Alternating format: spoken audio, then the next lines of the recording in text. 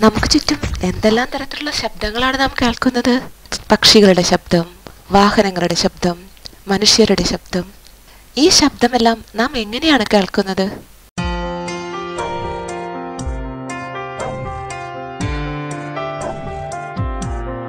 കാഴ്ചയെപ്പോലെ തന്നെ ജീവന്റെ നിലനിൽപ്പിന് പ്രകൃതി കനിഞ്ഞു നൽകിയ അനുഗ്രഹമാണ് കേൾവി. കേൾവി എന്ന അനുഭവം ഉണ്ടാകുന്നത് എങ്ങനെയെന്ന് നോക്കാം. ചെവിക്കുടയിൽ തട്ടി ശബ്ദതരംഗങ്ങൾ കർണനാളത്തിലൂടെ സഞ്ചരിച്ച് കർണപടത്തിൽ തട്ടുന്നു. കർണപടം കമ്പനം ചെയ്യുന്നു.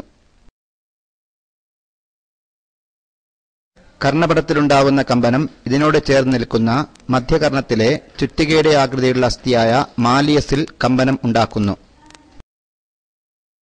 മാലിയസിലുള്ള കമ്പനം മധ്യകർണത്തിലെ ഇൻഗസ്, തേപ്പിസ് എന്നീ അസ്ഥികളെയും കമ്പനം ചെയ്യിക്കുന്നു.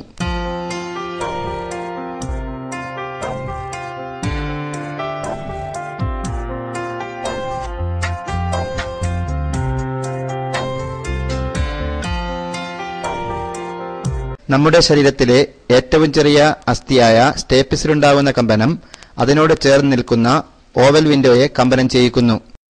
ഓവൽ വിൻഡോയിലുണ്ടാകുന്ന കമ്പനം പെരിലിംഫിൽ കമ്പനം ഉണ്ടാക്കുന്നു. പെരിലിംഫിലുണ്ടാകുന്ന കമ്പനം ഒച്ചിന്റെ തോടിന്റെ ആകൃതിയിലുള്ള കോക്ലിയയുടെ മധ്യ അറയിലുള്ള എൻഡോലിംഫിൽ കമ്പനം ഉണ്ടാക്കുന്നു. എൻഡോലിംഫിലുണ്ടാകുന്ന കമ്പനം ആന്തരകർണത്തിലെ ശബ്ദഗ്രാഹികളെ ഉദ്ദീപിപ്പിക്കുകയും തന്മൂലമുണ്ടാകുന്ന ആവേഗങ്ങൾ ശ്രവണനാഡി വഴി തലച്ചോറിലെ ശ്രവണ കേന്ദ്രത്തിൽ എത്തുകയും ചെയ്യുന്നു.